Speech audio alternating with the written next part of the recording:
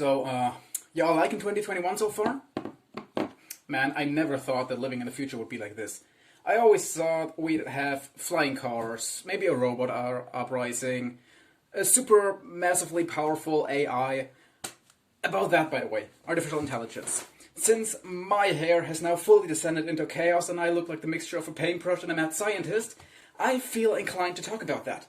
Artificial intelligence is an amazing tool, and it undoubtedly will help us a lot in the future. But could it be dangerous? Where are the limits of artificial intelligence, and can it already surpass that limit? What will differ a human from a complete, perfect artificial intelligence if we get there at one point? Maybe the only thing that will differ human intelligence from an artificial one is the power to be creative.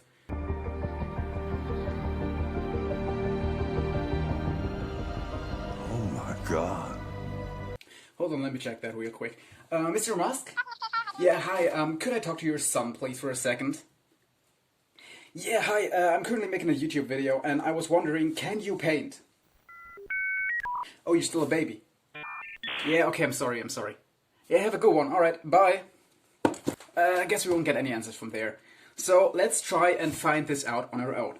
Right now, what I'm having in front of me is a random sentence generator along with the website Talk to Transformer.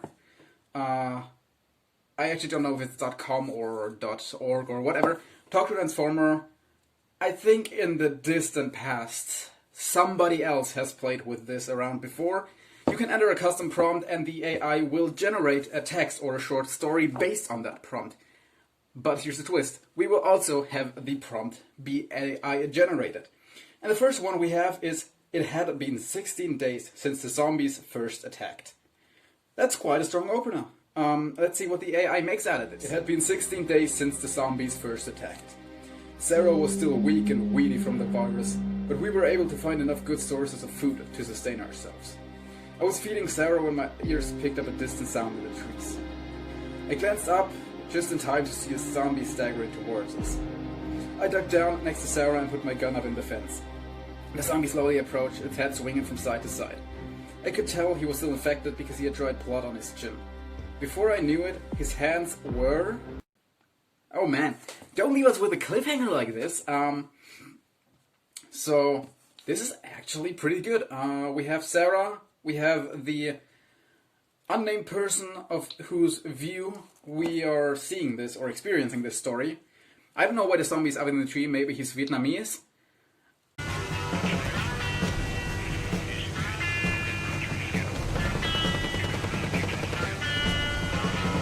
But yeah, this is pretty solid for being completely AI generated. Next sentence. He was so preoccupied with whether or not he could that he failed to stop to consider if he should. That's just me 24/7. I always just want to figure out if I can. I never think about if I should.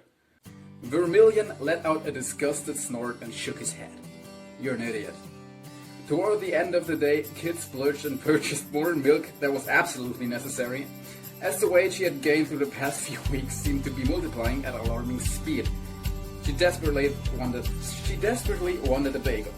She also wanted to stretch her legs and get some fresh air. She set out towards an area in the outer quadrangle that was known as Daffodil Garden. The movement to the left drew Vermilion's attention, probably, so it just breaks off in the middle of the sentence there again. I didn't think that this would go in the direction of unregulated eating, but I guess that's just what the AI makes from that. Okay, next sentence. John?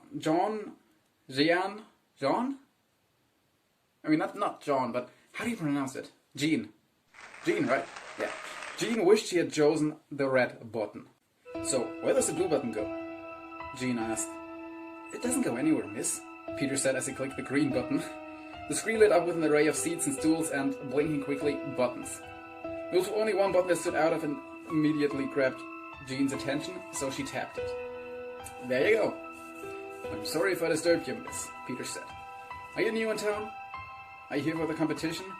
Sean asked, suddenly nervous. No, I am not a competitor.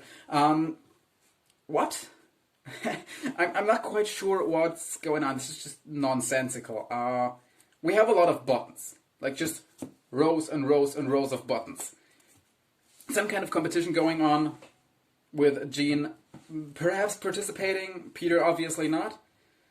We don't know why she wishes that she would have chosen the red button, but there's a lot of buttons. I'd rather be a bird than a fish. Oh, okay, it's just going on. This is the longest prompt I've had so far. Not because there's a lot of text, but because there's a lot of spaces. Pretty much like my essays. Here it goes. I'd rather be a bird than a fish. I'd rather be a butterfly than a swallow. I'd rather be a butterfly than a flower. I'd rather be a butterfly than a flower. I'd rather be a swallow than a mosquito. I'd rather be a swallow than a bee. I'd rather be a swallow than a bee. I'd rather be a swallow than a moth. I would rather be a swallow than a moth. I'd rather be a swallow than a moth. I'd rather be a swallow than a dragonfly. I'd rather be a swallow than a dragonfly. I'd rather be a swallow than a bee. I'd rather be a... And there it stops. So I think the AI just really wants to be a swallow. This is some kind of dataistic masterpiece and I just don't know it. As soon as people will do poetry slams again, I'm just gonna go up on stage with this. Read it and then just go down and then everybody's gonna be wondering, what the fuck was that?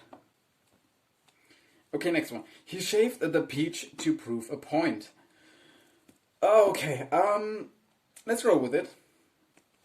As he waited for the shower to warm, he noticed that he could hear water change temperature. That's pretty cool. I feel like you could technically even do that if you had like absolutely amazing hearing, because does warm water make a different sound than cold water? Oh, maybe. So our protagonist does have above average hearing. As he waited for the shower to warm, he noticed that he could hear water change temperature. That was odd. He tried not to dwell on the noises as he stripped and stepped into the tub. The water so relaxing it was almost like going into a spa. He had no idea how much time had passed, but when he finally did hear water shut off, he wasn't surprised. He was too tired to try anything else. The bottom of the tub was set very high and the water was more like warm and liquid than a hot bath. The water was never really cold either, but just a little bit of a shock to the system. Jeff. Okay, final verdict. Will an AI be able to fully take over the writing community? Most likely not. Is it able to produce art? As we have seen, it even can produce poetry. And that's a whole nother level, you know? There's like writing for school, then there's like academic writing, then there's creative writing, and then way up there somewhere is poetry. And the AI just nailed it. That was a dataistic masterpiece. So fear and weep, my fellow poets, because the AI is coming for us all. And once they have a physical body which can write, there will be nothing to stop them. But let's not worry about this just now. All you have to worry about right now is whether or not you like the video, subscribe to the channel, and have already shared this video with your friends. You know, if you haven't, that's not a big thing. Nobody's gonna antagonize you for that. But I know that you can do it. You have it in yourself. So take that potential. Reach out for it and grab it. And with that, see you all tomorrow.